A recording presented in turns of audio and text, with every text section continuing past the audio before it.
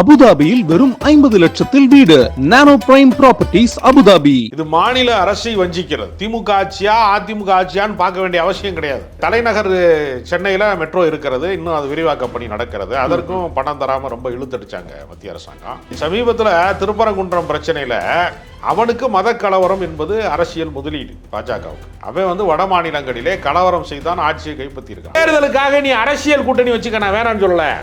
இப்போ திமுக கூட பாஜகவோட கூட்டணியில் இருந்தாங்க கடந்த காலங்களில், வாஜ்பாய் காலத்தில். அப்போ பயந்துக்கிட்டு தான். அப்போ அமித்ஷா என்ன சொல்கிறாருன்னா, வட இந்திய ஊடகங்களில் தமிழ்நாட்டிலே பாஜக கூட்டணி ஆட்சி அமைக்குங்கிறார். அப்போ ஆட்சியிலே பங்கு அதிகாரத்திலே பங்குன்னு மற்றவெல்லாம் பேசிக்கிட்டு இருக்கான். அமித்ஷா முடிவே பண்ணிட்டாரே.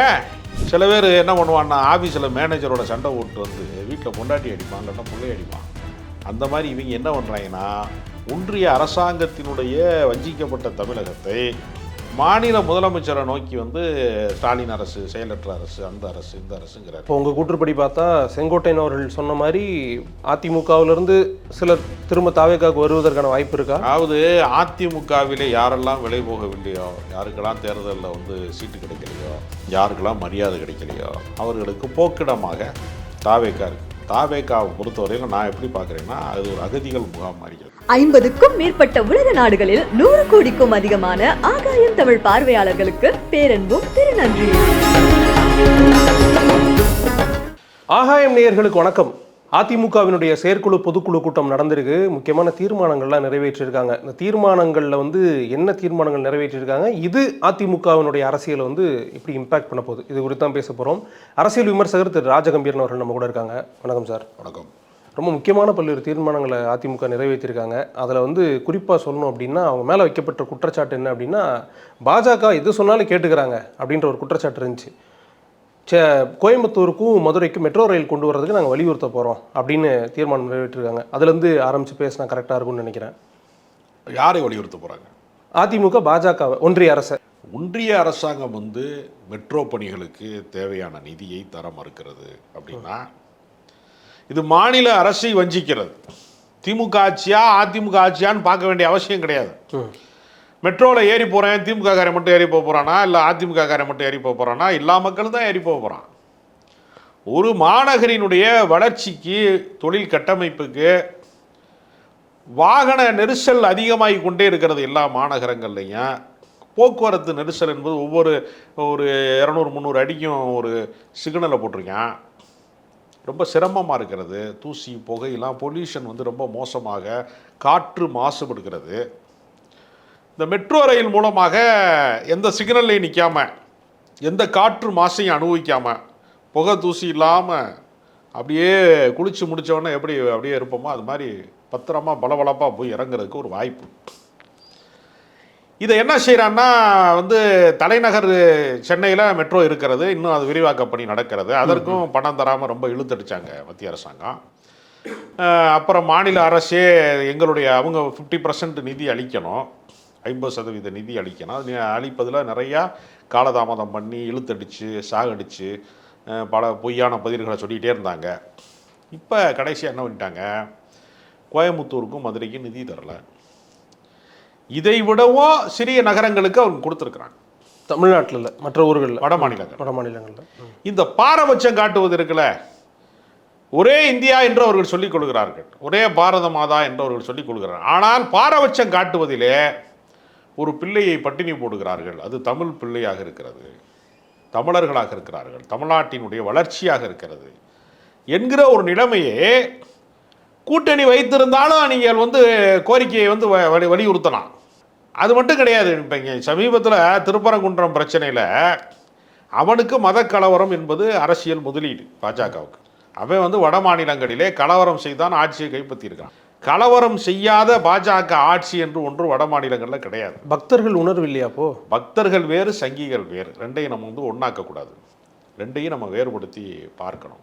அப்போ பக்தர்கள் இன்னொருத்தருக்கு கெடுதல் செய்ய மாட்டான், கேடு விளைவிக்க மாட்டான். சங்கி இன்னொருத்தனை கெடுக்காமல் விடவே மாட்டான்.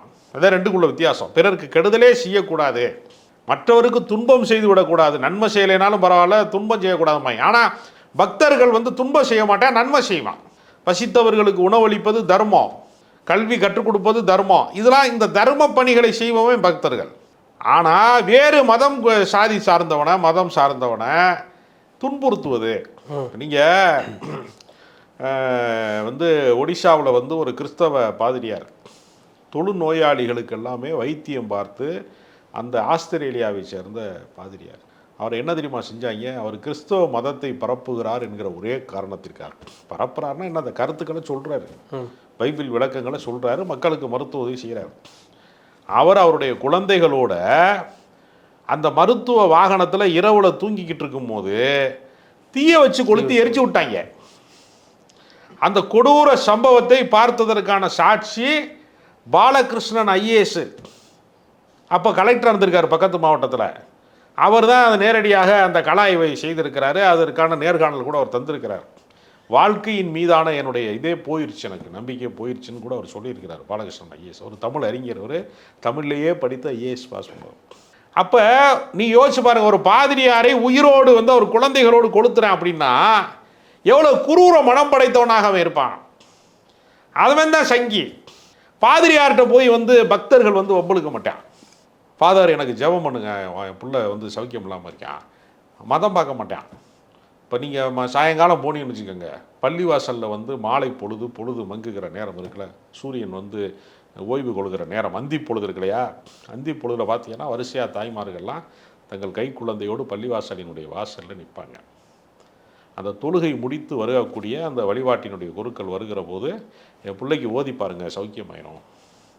என்னதான் வைத்தியம் பார்த்தாலும் ஒரு வழிபாட்டு ஆலயத்திலே கொண்டு போய் ஒரு வேண்டுதலை வைத்தால் கடவுள் நமக்கு கருணை காட்டுவார் என்று நம்புறவன் பக்தன்.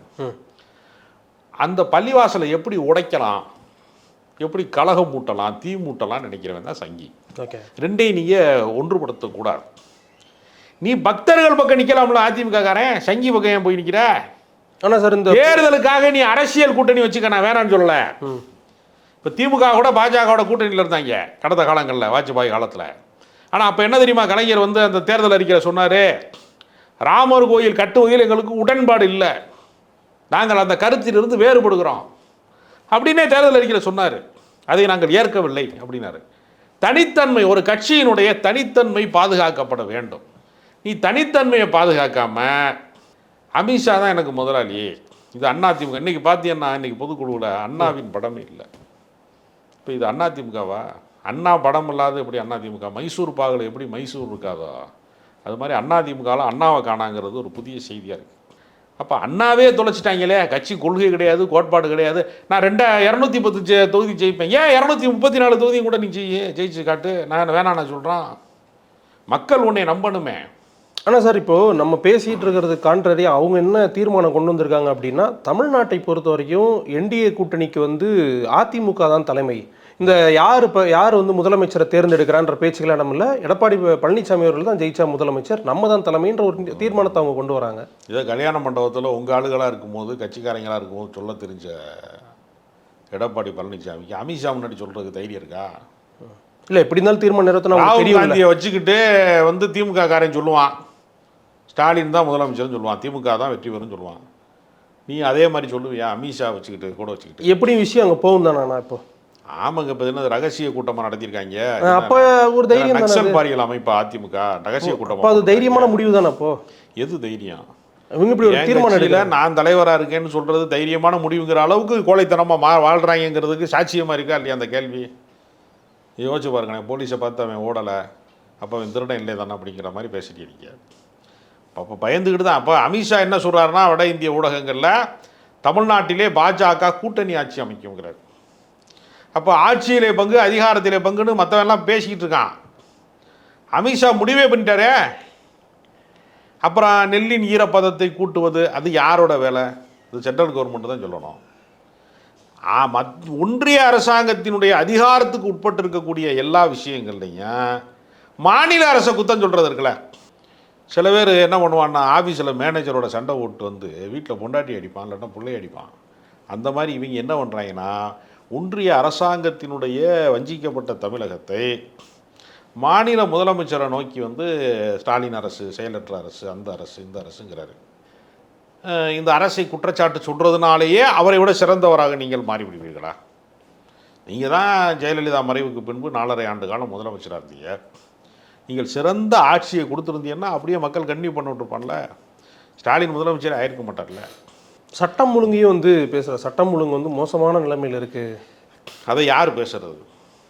சாத்தான்குளத்தில் வந்து வந்து ஒரு காவல்துறையினுடைய கொடூர மரணத்தை வந்து நிகழ்த்திய அந்த ஆட்சிக்கு சொந்தக்காரராக இருக்கக்கூடிய, தூத்துக்குடி துப்பாக்கி சூட்டை தொலைக்காட்சியிலே பார்த்து தெரிந்து கொண்டேன் என்று சொல்லக்கூடிய எடப்பாடி பழனிசாமி வந்து சட்ட ஒழுங்கை பற்றி பேசலாமா? உங்கள் ஆட்சியில் சட்ட ஒழுங்கு சிரிச்சிச்சா சிரிக்கலையா? பல கேள்விகள் இருக்கிறது. அதனால் அதிமுக தனித்தன்மை இல்லாத கட்சியாக மாறிவிட்டது. சர்வே கல் எது தீபத்தூண் எதுங்கிறத அதிமுக காரன் சொன்னான்னா சொல்லலையும். சர்வே கல்லில் தீபம் ஏற்ற வேண்டிய அவசியம் கிடையாது, தீபத்தூணில் தான் ஏற்றணும். கலவரம் செய்ய வேண்டிய அவசியம் கிடையாது திருப்பரங்குன்றத்தில். அது சொல்கிறதுக்கு தில்லு இருக்கா? எடப்பாடி பழனிசாமிக்கு தில்லு இருக்கா? அப்போ நீ யாருக்கு பயப்படுற? இவ்வளோ பெரிய கட்சியை, அதாவது யானையை கூட்டிகிட்டு போய் பஸ் ஸ்டாண்டாக பிச்சை எடுக்க விடுவாங்கல்ல, அது மாதிரி யானை பிச்சை எடுக்கிறதுக்காக பிறந்த பிறவி அது. அது யானை வந்து காடே அதிரும்படியான ஒரு விலங்கு அது. அது மாதிரி அதிமுக என்று சொல்லக்கூடிய கோடிக்கணக்கான வாக்காளர்களை கொண்டிருக்கக்கூடிய கட்சி தொண்டர்களை கொண்டிருக்கிற ஒரு மாபெரும் இயக்கத்தை அமித்ஷா முன்னாடி பிச்சை எடுக்க வச்சுட்டு தானே அவர் சிச்ச வேலை. அதிமுக வந்து ஒன்றுபட வேண்டும்னு குரல் எழுப்பினவனை பூரா அரசியல் அனாதையாக மாற்றி கடைசியில் அந்த அரசியல் அனாதையினுடைய இடத்தை நோக்கி எடப்பாடி பழனிசாமி பயணம் தொடங்கி விட்டது. இந்த பொதுக்குழுவில் ஒன்றுமே இல்லைங்க. இல்லை சார், இப்போ நீங்கள் சொன்னதுலேருந்து தான் நானும் கேட்கணும்னு நினச்சேன். என்ன அப்படின்னா, இப்போ இந்த கட்சி ஒன்று சேர்றதை பற்றி நீங்கள் சொன்னீங்க. இந்த முறை வந்து அவங்களுடைய பொதுக்குழு செயற்குழு என்ன சொல்லியிருந்தாங்கன்னா, தீர்மானம் எடுக்கக்கூடிய முழு அதிகாரத்தையும் இபிஎஸ் அவர்களுக்கு கொடுத்துருக்காங்க. அப்போது இன்னொரு பார்வை வருது. ஏற்கனவே அவர் வந்து திரு ஓபிஎஸ் அவர்களை சேர்த்துக்கிறதுக்கோ டிடி அவர்களை சேர்த்துக்கிறதுக்கோ தயாராக இல்லை.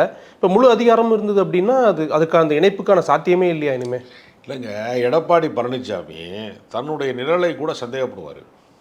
நம்மளை யாரோ ஃபாலோ பண்ணுறாங்க, அது ஓ நிழல் தாயா அப்படின்னு ஒத்துக்க மாட்டார் அவர். அது வந்து சாதுரியம்னு எடுத்துக்கணுமா இல்லை தயக்கமா? தாழ்வு மனப்பான்மைன்னு எடுத்துக்கலாம். தன்னை குறித்த அச்சம். இப்போ நீங்கள் என்னை விடவும் இப்போ நீங்கள் கலைஞர் என்ன செய்கிறாருன்னா, கட்சிக்கு தலைவராக இருக்கிற போது கட்சியில் இரண்டாம் கட்ட தலைவர்களாக பல பேர் வந்து மேடையில் பேசுகிறவங்களில் இருந்து, பல மாவட்ட செயலாளர்களில் இருந்து, செயல் வீரர்கள்லேருந்து பல பேரை வளர்த்து விட்றாரா இல்லையா? ஒவ்வொரு மாவட்டத்துக்கும் ஒருத்தருடைய பெயர் வந்து தூக்கலாக பேசப்படுதா இல்லையா? ஒவ்வொரு மாவட்டத்துலையும் இவர் தான் அந்த மாவட்டத்தில் முக்கியமான ஆள் அப்படின்னு பேசுகிறாங்கல்ல. அப்போது எங்கே கட்சியை கைப்பற்றிடுவாங்களோ, கட்சியை நகர்த்தி கொண்டு வருவாங்களோ அப்படின்னு பயப்படக்கூடிய வழக்கம் கலைஞரிடத்தில் இல்லை. ஏன் இல்லை? தன்னுடைய ஆளுமையை தாண்டி தன்னோட பர்சனாலிட்டியை மீறி ஒருத்தன் பெரிய ஆள் ஆகவே முடியாது என்று நிரூபித்த ஆற்றல் கலைஞர். ஜெயலலிதா யாரையாவது பார்த்து பயந்தாங்களா? யாராவது கட்சியில் வந்து பெரிய ஆள் ஆயிடுவானோ நம்மளை விட அப்படின்னு பயந்தாங்களா? இல்லை. அவங்க இருக்க வரைக்கும் அவங்க தான் பொதுச் செயலாளர் இருந்தாங்கல்ல. அப்போ எல்லாரும் அவரை ஏற்றுக்கொண்டாங்கல்ல. மாற்று கருத்து கொண்டவர்களாக இருந்தவர்கள், ஜானகி அணியை நடத்தியவர்கள் எல்லாருமே, ஆரம் வீரப்பன்லேருந்து எல்லாருமே வந்து இவருடைய அணியில் வந்து சேர்ந்தாங்கல்ல. அப்போ மாற்று கருத்து உடையவர்களும் ஏற்றுக்கொள்ளும்படியாக இருப்பவன் தான் தலைவனே தவிர, மாற்று கருத்து கொண்டவனை பார்க்க மாட்டேன், மூஞ்சியில் முடிக்க மாட்டேன், உன் முகத்தை பார்க்க மாட்டேன், உன்னை வான்னு கேட்க மாட்டேன், என் கட்சிக்குள்ளே உன்னை விட மாட்டேன், உன்னை கட்சி உறுப்பினராகவும் ஏற்றுக்க மாட்டேன் அப்படின்னு சொல்கிறது இருக்கல. இது எப்படி தலைமை பண்பாக மாறும்? இவங்க குழப்பம் விளைவிச்சாங்க, இவங்க கட்சிக்கு எதிராகவே பேசினாங்க, இந்த ஆட்சி கவுளணும்னு பிளான் பண்ணாங்க, இவங்களை எப்படி நீங்கள் சேர்த்துக்க சொல்கிறீங்க? அதுவே ஒரு மிகப்பெரிய துரோகம்னு திரும்ப திரும்ப சுட்டி காட்டுறாங்க அவங்க கட்சியில். இவருக்கு முதலமைச்சராக எப்படி மக்கள் தேர்ந்தெடுத்தாங்களா? 4.5 ஆண்டு காலம் ஒரு முதலமைச்சராக இருந்தார்ல. எடப்பாடி பழனிசாமிக்காக யாராவது ஓட்டு போட்டாங்களா? ஒரு சட்டமன்ற உறுப்பினர், எம்எல்ஏ, 31 அமைச்சர்கள், 34 அமைச்சர்களும் 34வது இடத்துல தான் இருக்கார் எடப்பாடி பழனிசாமி. இவரை யார் நியமனமாக தானே உருவாக்குனாங்க? எம்எல்ஏக்கள் தேர்ந்தெடுத்ததாக சொல்லி கொண்டாலும் இந்த ஜெயலலிதா மறைவுக்கு பின்பு சசிகலா தானே அவரை தேர்ந்தெடுத்தாங்க. அந்த சசிகலாவின் நிலை என்ன? இல்லை, அவங்களும் கட்சியில் இல்லை. அதே மாதிரி கட்சியிலிருந்து முரண்பட்டு இருந்த ஓபிஎஸ் வந்து தன்னுடைய எம்எல்ஏக்களுடைய ஆதரவெல்லாம் இவருக்கு மீண்டும் வழங்கி அந்த இரட்டை இலை சின்னத்தையெல்லாம் காப்பாற்றுவதற்கு அவருக்கு உறுதுணையாகத்தானே இருந்தார். அவர் இவருக்கு செய்த துரோகம் என்ன? துரோகம் என்கிற பெயரை சொல்வதற்கான தகுதி முதல்ல வந்து எடப்பாடி பழனிசாமிக்கு இருக்கிறதா? உன்னைய பார்த்து, அதாவது எடப்பாடி பழனிசாமி அவர்களை பார்த்து சசிகலா தான் சொல்லணும் துரோகத்தை பற்றி. நீங்கள் தான் அவங்களுக்கு துரோகம் செஞ்சீங்க. அதனால் அவருடைய அரசியல் வந்து பண்பட்ட அரசியலாக இல்லை, ஒரு பால்பட்ட நிலையை நோக்கி. ஏன்னா இன்றைக்கி அதிமுகவின் பலவீனத்தை பார்த்து தான் விஜய் கட்சியே தொடங்குகிறார். தன்னை எம்ஜிஆராக கருதி கொள்கிறார், தன்னை முதன்மை சக்தியாக கருதி கொள்கிறார்.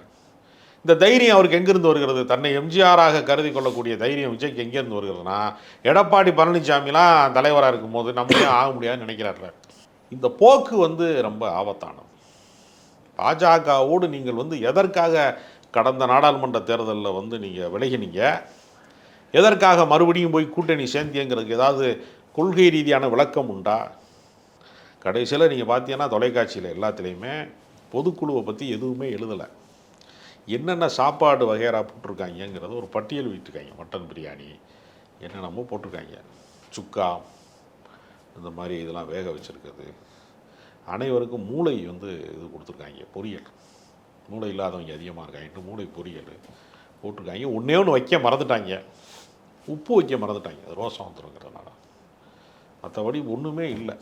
உணவு பட்டியல் வெளியிட்டது மாதிரி ஆகிப்போச்சு. இந்த கூட்டத்தோட தொடர்பில்லாத ஒரு விஷயம், ஆனால் இதையும் சேர்த்து கேட்டிருந்த தருணத்தில் என்ன அப்படின்னா, ஜெயலலிதா அவர்கள் வந்து ஒரு ஐகான் தான். பெண்கள் மத்தியில், இல்லை அரசியல்வாதிகள் மத்தியில் ஒரு நல்ல அபிமானம் இன்னமும் இருக்குன்னு வச்சுக்கோங்களேன். எம்ஜிஆர் அவர்கள் வந்து பல்வேறு கட்சியினர், பல்வேறு தலைவர்கள் பல இடத்துல யூஸ் பண்ணியிருக்காங்க. இப்போ செங்கோட்டையன் அவர்கள் வந்து அதிமுகவிலேருந்து தாவேக்காக போய் ஜெயலலிதா அவர்களுடைய படத்தையும் பயன்படுத்துகிறாரு. இப்போ இது வந்து டைரெக்டாக இந்த கட்சியினுடைய ஐகான் எடுத்து பயன்படுத்துகிறாங்கல்ல, இதுக்கு ஒரு எதிர்வினை தேவையா இல்லை தேவையில்லைன்னு விட்டாங்களா?